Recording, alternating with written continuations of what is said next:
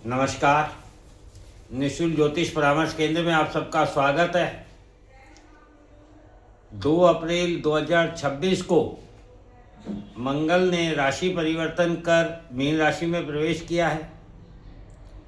शनि और सूर्य के साथ युति बनाई है। अप्रैल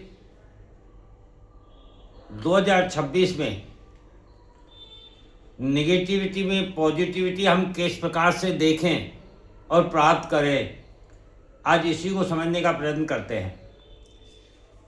संवत्सर 2083 पूर्ण रूप से निगेटिव है, इस बारे में हम पहले चर्चा कर चुके हैं। किंतु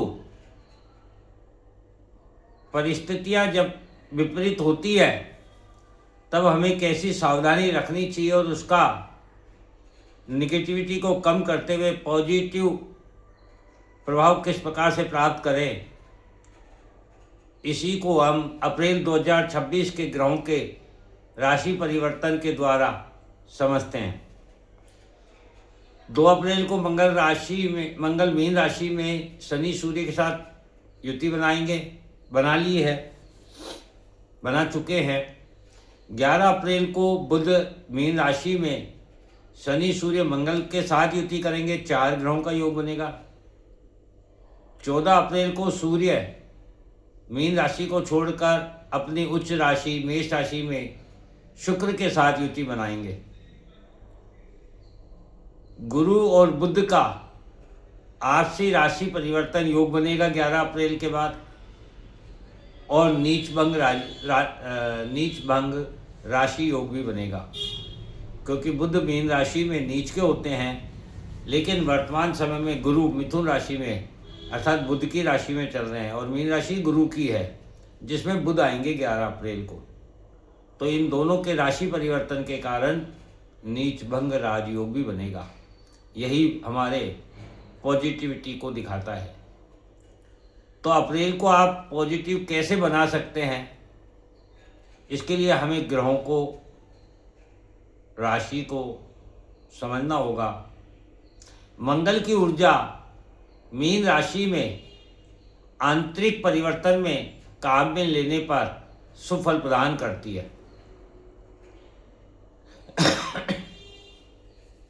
मंगल ने 2 अप्रैल को राशि परिवर्तन किया है, जिस दिन हनुमान जयंती भी थी, और हनुमान जी स्वयं मंगल ग्रह के देव हैं, और मंगल अर्थात मंगल ही मंगल, पॉजिटिविटी। लेकिन कब, कैसे और प्राप्त कर सकते हैं?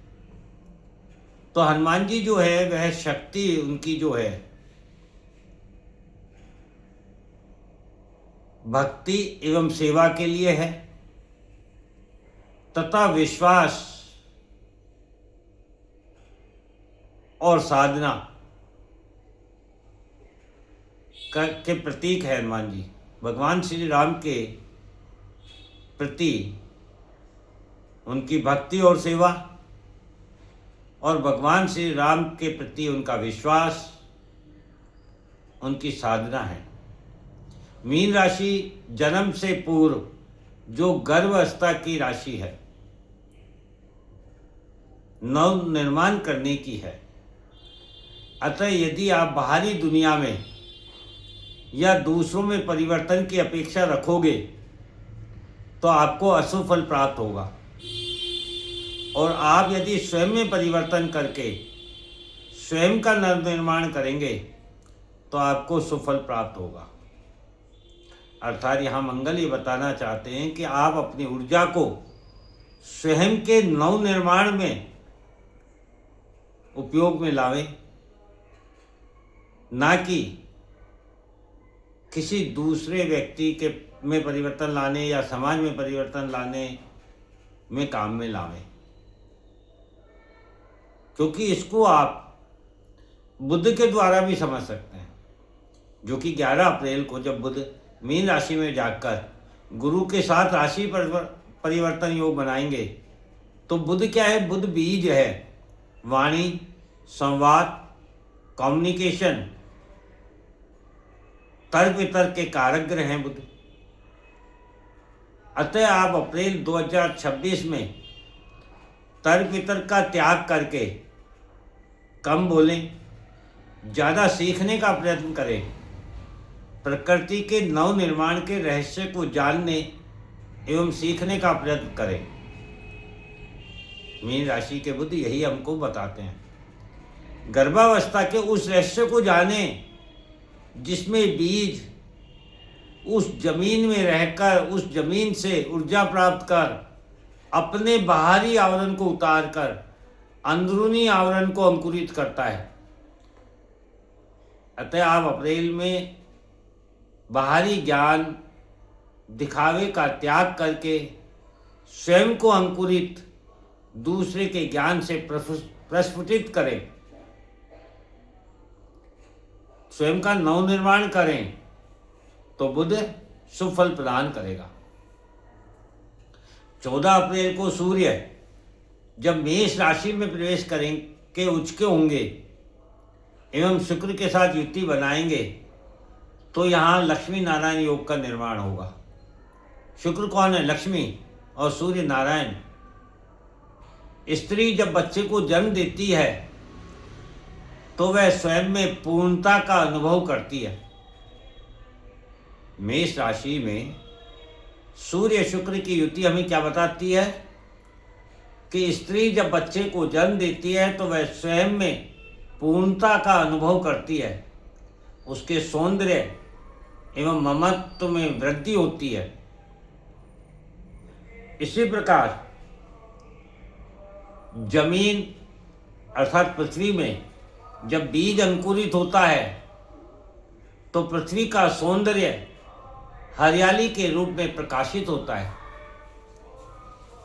अतः आप यदि अप्रैल माह में स्वयं में पूर्णता प्राप्त करना चाहते हैं, स्वयं को संसार में स्थापित करना चाहते हैं, तो आपको नव निर्माण को जन्म देना होगा, स्वयं को बदलना होगा, अंकुरित बीज की तरह निर्मल एवं कोमल बनना होगा, अभिमान का त्याग करके अपने जो संरक्षक है उनके अधीन अपने आप को सुरक्षित करना होगा महसूस, तभी सूर्य शुक्र ग्रह आपको सुफल प्रदान करेंगे। गुरु जो कि ज्ञान, धर्म, नीति नियम एवं प्रकृति में वृद्धि के शुभ ग्रह है, गुरु मिथुन राशि में है वर्तमान समय में। मिथुन राशि योग की राशि है। योग यानी जोड़ना, जोड़ने की राशि है, समूह संगठन की राशि है, मतलब इकट्ठा होने की, किसी के साथ जुड़ने की, किसी को अपने साथ जोड़ने की, समूह बनाने की, संगठन करने की राशि है। अतः गुरु का सदुपयोग करना है, सुफल प्राप्त करना है, तो आपको अप्रैल माह में स्वार्थ एवं अकेलेपन का त्याग करके समूह संगठन से जुड़ने एवं जोड़ने का काम करना होगा। यदि आप कुछ भी तोड़ने का काम करेंगे, फिर वह चाहे आपका काम हो, नौकरी हो, व्यापार हो या रिश्ते संबंध हो, तो तोड़ने पर आपको अशुभ फल प्राप्त होगा एवं जोड़ने पर आपको सुफल प्राप्त होगा। अभिमान एवं अहंकार के कारण ही रिश्ते टूटते हैं और त्याग और समर्पण के कारण रिश्ते जुड़ते हैं। फिर वे रिश्ते चाहे पिता पुत्र के हों, पति पत्नी के हों,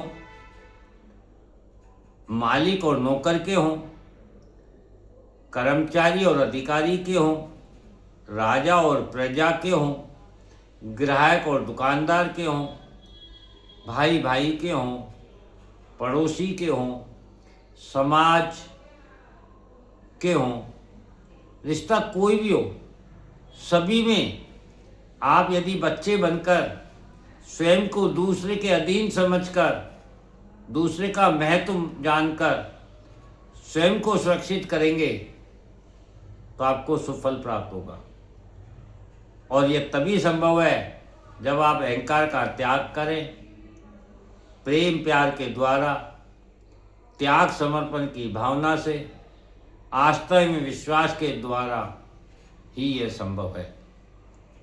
हनुमान जी की राम जी के प्रति जो भक्ति है वही इसका एक साक्षात उदाहरण है।